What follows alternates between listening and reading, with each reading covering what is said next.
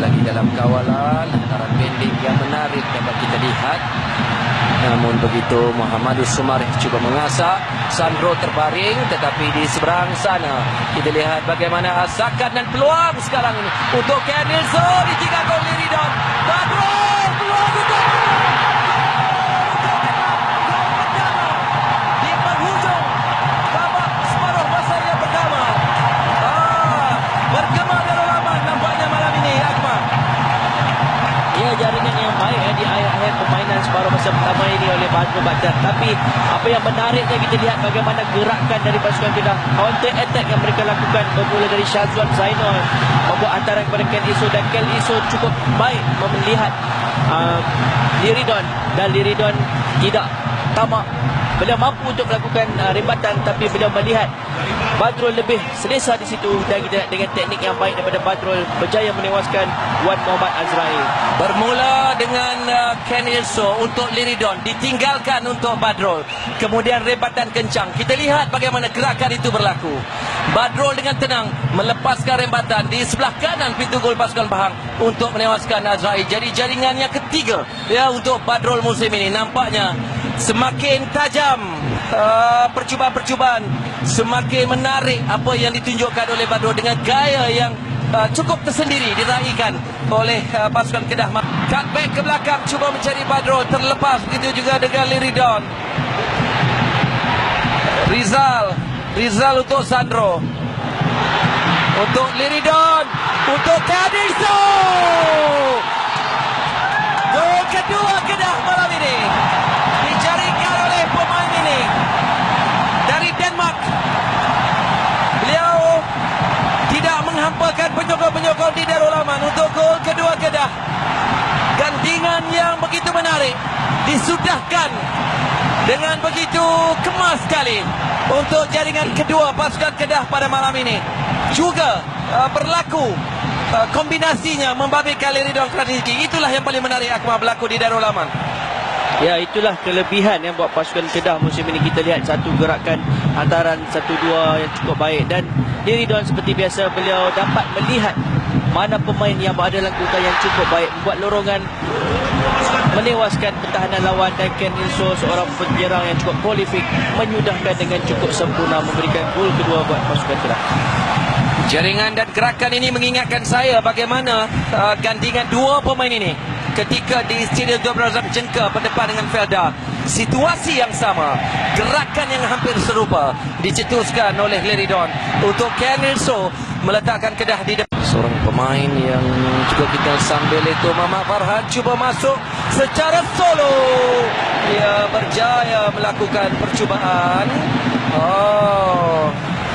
Biarpun bertubuh kecil, kita lihat keberanian yang ditunjukkan oleh Farhan.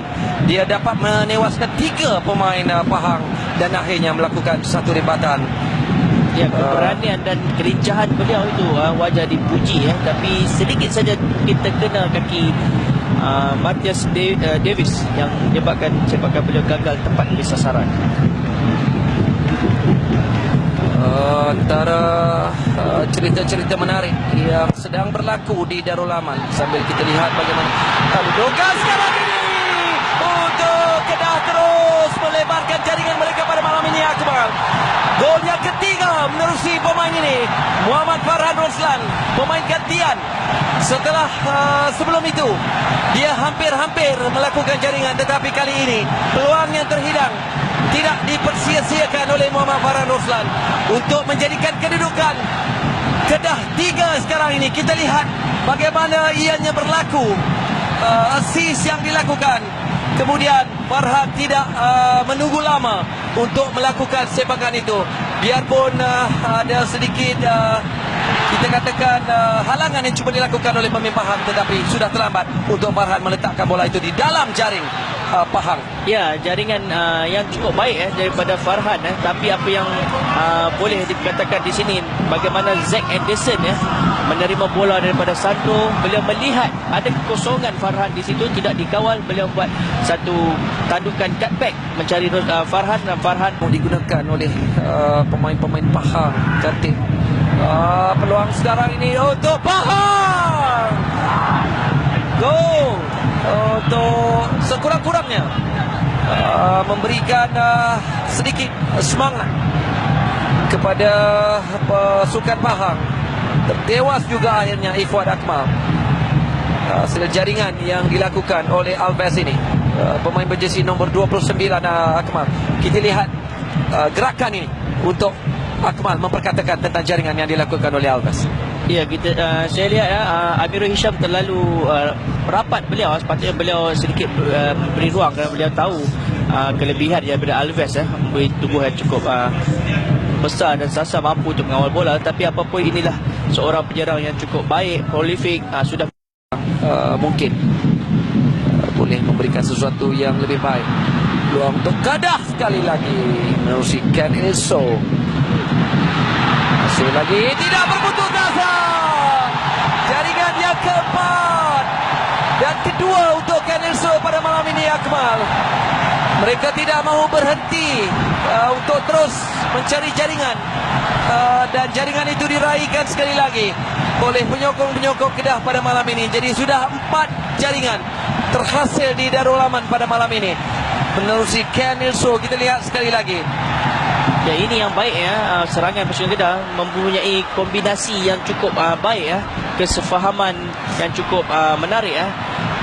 Beliau dapat melihat Ken Ilso. Nampak, kita lihat gerakan Fakri melihat Ken Ilso berlari ke arah ruang kosong, membuat tolakan dan berjaya disempurnakan dengan cukup cemerlang oleh Ken Ilso. Pujian kepada Fakri, membuat turning, membuat hantaran assist yang cukup sempurna, dan Ken Ilso tidak syak lagi, beliau seorang penyerang yang cukup prolifik. Selepas 3 perlawanan, ini adalah